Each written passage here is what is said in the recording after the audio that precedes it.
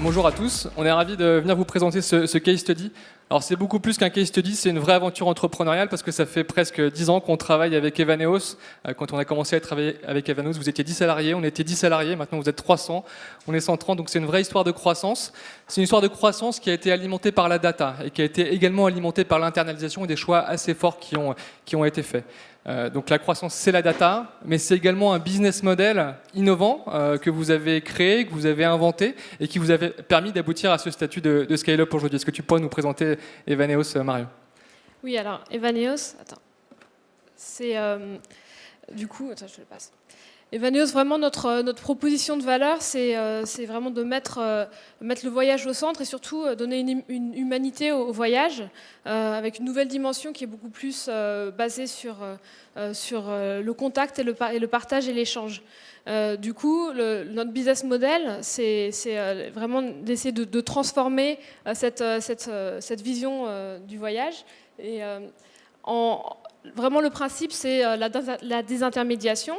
On va, au lieu de passer par une agence de voyage ou un tour opérateur qui va faire appel, in fine, à un réceptif local, mais sans forcément le mettre en avant, c'est souvent caché dans l'ombre. Chez Evaneos, ce qu'on veut vraiment, c'est mettre ce réceptif local au centre et de mettre vraiment en valeur sa valeur ajoutée à lui, qui est l'échange en direct avec le voyageur, pour faire un voyage personnalisé à destination.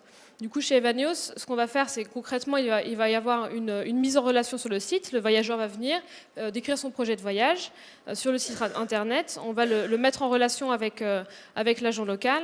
Après plusieurs échanges, quand ils sont prêts à conclure le voyage, le voyageur va pouvoir payer sur notre plateforme.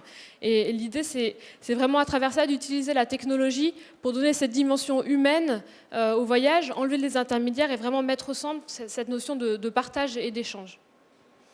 Alors du coup, effectivement, quelques chiffres pour donner un peu de contexte. Ça fait 10 ans qu'on existe. On a fait voyager plus de 300 000 personnes depuis 10 ans. C'est une entreprise qui a doublé de taille à peu près tous les 2 ans. Donc on est 200, pas encore 300. Et en termes de marché, on s'est ouvert sur la France. Ensuite, on a développé pas mal de marchés. On est présent sur 10 marchés désormais, principalement en Europe, mais depuis quelques temps également en Amérique du Nord. Alors on a appris pas mal de choses au cours de ces différentes années. C'était un chemin. On a appris 3 éléments principaux qu'on va dérouler pendant la présentation. Premier élément, c'est mettre la data au service de la stratégie. Le cas précédent, on a parlé, c'est un élément qui est hyper important. On a tendance à mettre beaucoup d'acronymes, des DMP, des data lakes. L'important, c'est comment tout ça sert à la stratégie. Deuxième élément, ça nécessite d'avoir un ownership sur les outils et la data. Et on se rend compte que c'est un vrai enjeu chez pas mal de nos clients. Et enfin, troisième point, les opérations. La stratégie, c'est le début, et les opérations, c'est ce qui va faire que les choses se passent vraiment. Si on essaie de prendre le premier point, comment la data, elle sert à la stratégie, finalement, c'est essayer de reprendre le prisme à l'envers. La data, ce n'est pas une fin. La data, c'est un moyen. La data doit servir une stratégie. La stratégie, c'est finalement, aujourd'hui, ce qu'on voit chez tous nos clients, c'est d'essayer de devenir le plus centré client possible. On parle d'une situation chez nos clients où le problème, c'est que très souvent, on est centré ligne de produit. On est centré produit, on est centré canal, on est centré vers l'interne, on n'est pas centré vers l'externe. Et finalement, la data, elle doit servir à plusieurs choses. Elle doit servir certes à faire des opérations, comment on a des outils de marketing automation, de DMP qui permettent de mieux cibler, mais elle doit aussi servir à la stratégie. Et je pense ce qui est intéressant, c'est qu'une des premières missions qu'on a menées avec vous, c'est une mission d'audit stratégique qui a permis de réfléchir profondément à l'offre et comment on devait présenter cette offre innovante à travers une approche quali-quanti. Depuis, il s'est passé pas mal de choses. Est-ce que tu pourrais nous parler du coup de ce qui s'est passé depuis, Marion? Alors, moi, je vais plutôt parler du coup d'un point de vue acquisition. C'est ce qui me touche au plus près. Et typiquement, en tant que start-up au début, on a plutôt une stratégie qui est basée à la performance. On va chercher du ROI immédiat. Et du coup, en termes de ciblage, on va aller chercher des intentionnistes. Dans notre cas, ça va être des personnes qui ont déjà un projet de voyage. Et l'idée, ça va être de les emmener sur notre site et puis de les convaincre de choisir notre service plutôt qu'un autre. Et en fait, maintenant qu'on a prouvé notre business model, on a atteint une taille critique. Et en devenant une scale-up, les enjeux évoluent aussi. C'est très important pour nous de pouvoir remonter dans le funnel. et de pouvoir aussi aller toucher des cibles un peu plus affinitaires qui seraient intéressées par nos services à un moment donné, mais qui n'ont peut-être pas un projet de voyage immédiatement. Du coup, on va avoir des enjeux, en plus de la performance, qu'on continue bien sûr à faire, de notoriété et d'engagement. Et dans ces cas-là, ce qui est sûr, c'est que les indicateurs de performance sont plus suffisants. Il va falloir mesurer d'autres indicateurs aussi. Et là où, c'est ce qui a été dit aussi juste avant, c'est vrai que j'ai envie de dire le plus difficile, c'est de réussir à changer ce paradigme en interne en fait, et de convaincre et de pouvoir avoir ces nouveaux indicateurs de performance qui disent que oui, une campagne peut avoir une performance à long terme, même si le ROI direct, last click, n'est pas là. Et du coup, c'est vraiment cette transformation du mindset qui est très importante. Et pour ça, le fait de choisir des outils adaptés est vraiment fondamental. Donc finalement, il y a un changement de paradigme dans la façon dont vous traitez vos clients, dans les objectifs que vous vous fixez pour être customer-centrique. Et pour arriver à faire ça, une fois qu'on a défini le terrain de jeu, ça ne suffit pas. Il faut arriver à se dire comment du coup les data arrivent effectivement à servir cet objectif. Et l'ownership sur les outils et la data, c'est un élément qui est hyper important parce que ça doit servir justement cette vision centrée client. Alors, comment on arrive à aboutir à cette vision centrée client? On a essayé de définir un canevas qui, pour moi, est commun à peu près à la plupart des situations qu'on voit chez nos clients. C'est comment on arrive à être finalement centré client dans une situation où on lui met à disposition des touchpoints de plus en plus. Et c'est de plus en plus compliqué pour le client, du média, des sites, un call center, des points de vente, etc. La problématique, c'est que derrière ça, chaque silo va avoir sa propre data, un ad server, un outil de web analytics, des bases CRM, des outils de call center. Chaque silo va avoir sa direction, qui va gérer sa propre data, et qui va également, le plus souvent, gérer ses propres prestataires.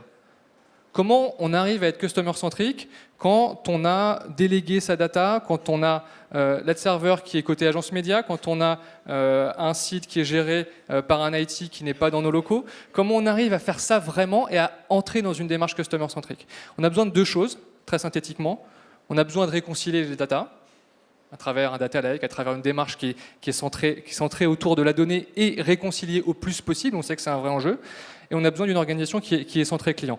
Tout ça pour faire quoi? Pour arriver à créer de la porosité en fait, entre les canaux et faire en sorte qu'on puisse par exemple collecter une intention sur le site avec des outils de collecte de données digitales pour ensuite, par exemple, cibler des campagnes médias, des cas très simples d'exclusion ou de surpression sur des clients qui sont très intentionnistes ou au contraire doivent être exclus de certaines campagnes.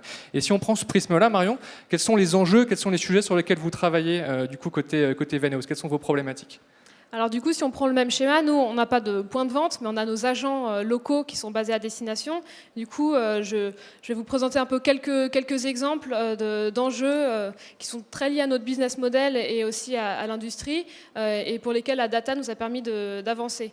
Du coup, là, on a un peu le schéma que je décrivais tout à l'heure sur le modèle start-up à la performance, où on va avoir une stratégie d'acquisition, on va aller cibler les intentionnistes, les faire venir sur le site et les faire convertir immédiatement. Ce qui se passe en réalité, c'est que désormais, comme on est une scale-up, ce que j'expliquais tout à l'heure, on va avoir des gens sur le site qui vont arriver sur le site et qui sont finalement peut-être pas en train de préparer leur projet de voyage. Et du coup, c'est pas pertinent de les envoyer tout de suite vers un agent local. C'est d'autant plus important que nous le fassions pas, qu'on a un engagement fort auprès de nos agents locaux. Et le but, c'est vraiment qu'ils puissent passer leur temps à apporter de la valeur, à co-créer un voyage avec les voyageurs et pas à essayer de faire le tri entre des demandes qualifiées et des demandes moins qualifiées. Du coup, nous, ce qu'on va faire, c'est qu'une fois qu'on a les visiteurs sur le site, on va vraiment travailler à essayer de déterminer, on va faire un scoring des sessions en gros pour déterminer quel est le parcours le plus approprié selon le degré de maturité des prospects qu'il y a sur le site. Et parfois, la démarche, ça ne va pas forcément être d'envoyer vers l'agent local, mais ça va plutôt être de capturer du lead et ensuite de retravailler ce lead avec du contenu, avec un contenu plutôt inspirationnel, peut-être progressivement de plus en plus informationnel, et à la fin, du contenu un peu plus commercial pour essayer de les faire progresser vers une mise en relation avec un agent. Après, on a aussi la notion de fréquence d'achat qui est particulière dans le tourisme, où nous, bien sûr, on a envie de faire revenir des voyageurs qui voyagent avec Evaneos une deuxième fois, une troisième fois, etc. C'est une valeur forte. Mais typiquement, nos voyageurs vont venir faire un voyage peut-être une fois par an ou une fois tous les 2 ans. Du coup, il va falloir vraiment alimenter, réussir à créer une relation avec eux sur la durée aussi. Et c'est là où on a un lien fort entre nos communications CRM et ce qu'on va pouvoir faire en médias aussi pour pouvoir leur pousser le bon message au bon moment, avec selon leur degré de maturité, puis les faire avancer à nouveau vers un nouvel achat. Donc là, pour résumer, on a défini le paradigme de traitement du client, on a défini ce qu'on voulait faire d'un point de vue moyen, et ensuite, le plus compliqué, c'est de le faire vraiment, et c'est de faire en sorte qu'on soit capable de maîtriser les opérations. Sur les sujets sur lesquels on intervient, on a parlé d'industrialisation juste avant, moi je suis absolument d'accord avec ce point-là. Sur les sujets sur lesquels on travaille, il y a 5% de stratégie et il y a 95% d'exécution. Donc la question, c'est est-ce qu'on s'arrête à la stratégie ou est-ce qu'on fait bien l'exécution ? Un des éléments qui est très important, c'est de faire en sorte que vous ayez des expertises qui soient intégrées aux équipes, des gens qui savent de quoi ils parlent, des data engineers, des data scientists, des gens qui maîtrisent la fiabilité de la collecte de données qui va servir à calculer ces modèles. Deuxième élément, il faut que ces données elles soient démocratisées. Et je pense que c'est un des éléments qui a été une très très forte réussite chez Evaneos, c'est de faire en sorte que la data puisse être mise à disposition du plus grand nombre. Ces stratégies data elles ne fonctionnent pas si on a juste une équipe data de 3, 4, 5, 10, 20 experts si vous avez beaucoup d'argent, qui vont uniquement travailler dans leur coin. Ça fonctionnera si vous êtes capable de mettre à disposition cette data au service de l'ensemble de l'entreprise. Et enfin, dernier point, ça fonctionne quand il y a une forme à un moment donné de colocalisation. Ça fonctionne quand les gens travaillent ensemble. Ça fonctionne quand il y a quelqu'un du métier, quelqu'un du média, quelqu'un du CRM, quelqu'un de l'IT, un data scientist, un data engineer qui vont travailler ensemble et qui ont la capacité de travailler ensemble. Et le constat, c'est que c'est très difficile dans des constats où on externalise tout son média à une agence qui n'est pas dans nos locaux, on externalise tout notre IT à une société qui n'est pas dans nos locaux, on a parfois notre call center qui est aussi à outsourcer. Comment on arrive à traiter ça ? La colocalisation est un élément et un facteur clé de succès. Côté Evaneos, quel choix vous avez fait du coup de l'internalisation ? C'est un choix que vous avez fait très tôt. Est-ce que tu pourrais nous en parler un petit peu plus ? Oui, effectivement, c'est un choix qu'on a fait vraiment dès le début. L'idée, c'était vraiment d'avoir cette notion de réactivité, donc d'avoir tous les métiers qui travaillent ensemble, ça les fait réagir plus vite, mais aussi avec une très forte expertise et une très forte compréhension du business également. Donc typiquement, le responsable search va travailler quotidiennement avec les sales qui sont en lien avec les agents locaux pour ajuster les campagnes, elle va savoir précisément quels sont les coûts d'acquisition par destination et est-ce qu'il faut booster les volumes, est-ce qu'il faut s'ajuster à la saisonnalité. Et c'est vraiment des notions qu'on ne peut avoir que quand on est en interne et qu'on connaît ces enjeux business. Ensuite, l'autre aspect, tu parlais de la colocalisation. Nous, c'est un choix qu'on a fait effectivement depuis le début d'avoir des équipes pluridisciplinaires. Et c'est aussi le cas pour tous nos marchés. Donc tous les marchés sont pilotés depuis Paris. On a une équipe à Paris, on a 22 nationalités, on parle 10 langues dans les locaux et c'est vraiment un point très fort, très important que les marchés entre eux puissent aussi bénéficier des expertises les uns des autres et bénéficier aussi d'une équipe centrale qui est vouée de plus en plus à devenir un peu finalement comme une agence interne au service des marchés, mais avec les connaissances vraiment locales. Et le dernier point, c'est qu'internalisation, ça ne veut pas forcément dire recrutement. C'est pas parce qu'on a un besoin d'une nouvelle expertise qu'on va systématiquement aller recruter une nouvelle personne.